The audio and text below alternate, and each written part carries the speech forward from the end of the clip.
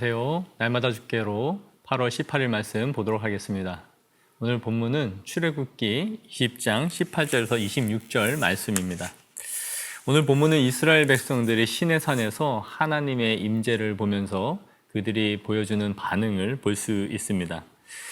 그들은 번개와 우레소리와 연기가 피어나는 이 광경을 보면서 하나님의 영광에 압도당하고 두려워하는 것을 볼 수 있는데요.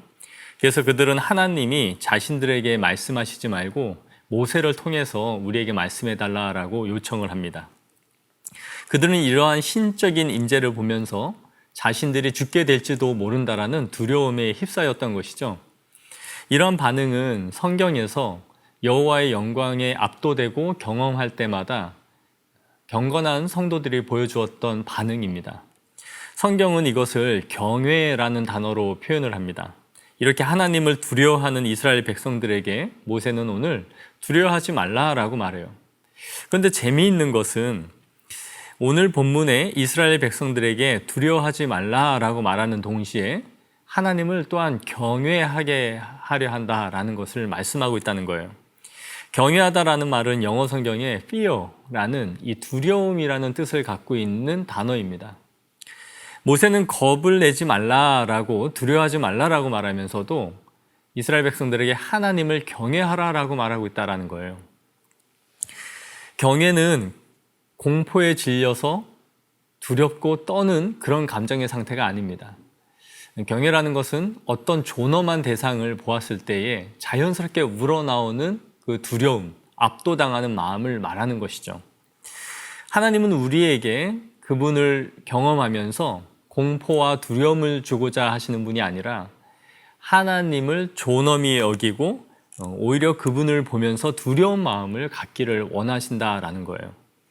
날마다 죽게로 2번 문항을 한번 보시면 모세가 여호와께서 임재하신 이유를 어떻게 설명하고 있는지를 묻고 있습니다. 그 이유가 무엇입니까? 그것은 그분에 대한 존엄함을 알면 알수록 이스라엘 백성들에게 범죄하지 않게 하려 함이다라고 말씀하고 있는 거예요. 그렇습니다. 우리가 하나님을 향해 갖는 경외감, 이 두려움이라는 것은 우리를 죄로부터 멀어지게 하는 힘을 갖게 되는 것이에요. 오늘날 많은 사람들이 죄를 범하면서도 얼마나 쉽게 그것을 생각합니까? 그 죄를 가볍게 여기고 또 회개하면 되지라는 생각으로 너무나 빠르게 하나님의 은혜를 찾는 경우들을 보게 됩니다. 이것은 결국 하나님을 두려워하지 않는다라는 것을 보여주고 있어요. 즉 하나님을 경외하는 마음, 그분을 두려워하는 마음이 없기 때문에 쉽게 은혜만 생각하는 것이죠.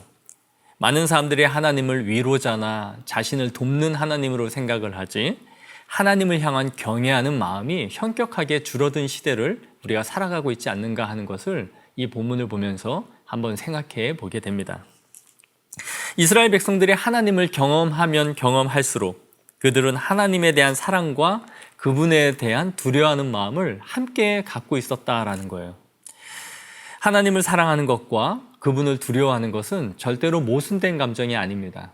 동전의 양면과 같이 하나인 거예요.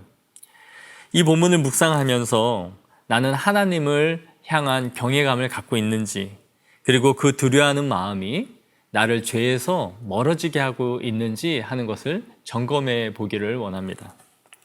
23절부터 이어지는 이 말씀은 금이나 은으로 제단을 만들지 말라라고 말씀하세요. 제단을 쌓을 때에 돌을 다듬지 말고 부정하게 쪼지 말라라는 것이죠. 날마다 죽게로 4번 문항을 보시면 이렇게 말해요. 하나님께서 이스라엘 백성들에게 토단을 쌓게 하시고 이방인들이 금이나 은을 다듬는 것을 금하신 이유를 묵상해 보라라는 문항이 나옵니다. 어떤 형상도 만들지 말라라는 이 말씀은 기독교가 갖고 있는 아주 독특한 측면입니다.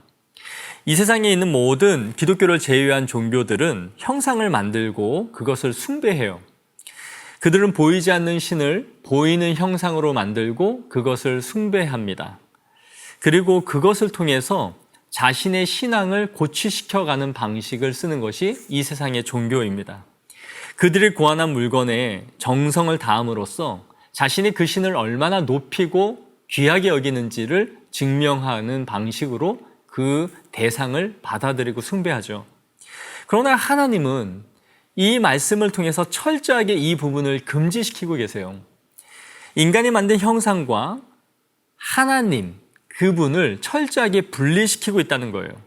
오늘 이 본문은 특별히 형상을 만들지 말라라는 것보다 하나님께 드릴 제단을 인위적인 방식으로 꾸미거나 정으로 쪼지 말라라고 말씀을 하세요.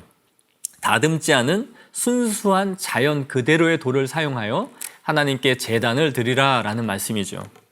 이렇게 금하신 이유는 아무리 인간이 하나님을 향해 좋은 의도를 가지고 만들었다 할지라도 그것이 변질되고 잘못된 방향으로 우상숭배로 나아갈 수 있는 인간의 본성을 갖고 있음을 하나님이 잘 알고 계시기 때문입니다.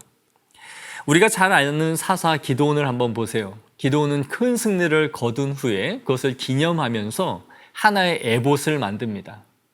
기드온은 그런 의도를 가지고 만들진 않았지만 그들은 그 에봇을 음란하게 섬겼다라고 성경은 말해줘요. 기드온은 그 에봇이 그런 결과를 가져올 것이라고 생각하지 않았겠죠. 하지만 그 결과는 전혀 다른 방식으로 나갔던 것이죠. 하나님은 하나님 외에 그 어떤 대체물을 통해 영광을 받지 않으십니다. 이것을 기억해야 해요. 내가 드리는 헌물이나 내가 섬기고 있는 어떤 부서나 어떤 대상이 하나님으로 대체되지는 않습니다. 성경이 하나님의 말씀이시지만 성경책 자체가 하나님이 될 수는 없습니다. 십자가는 예수님의 죽으심과 구속을 보여주는 상징물이긴 하지만 십자가 자체가 우리를 지켜주는 것은 아니죠. 하나님은 하나님 자신에 대한 인격적인 관계를 원하시지 거기에서 파생된 어떤 대체물을 통해 하나님은 영광받지 않으십니다. 하나님은 인위적으로 잘 다듬어진 금과 은보다 보잘것없어 보이고 투박해 보이지만 순수한 그 자체를 통해서 오히려 영광을 받으시는 것입니다. 어떤 불순물이 없는 순수한 복음 그 자체가 하나님을 영광되게 한다는 것을 기억해야 합니다.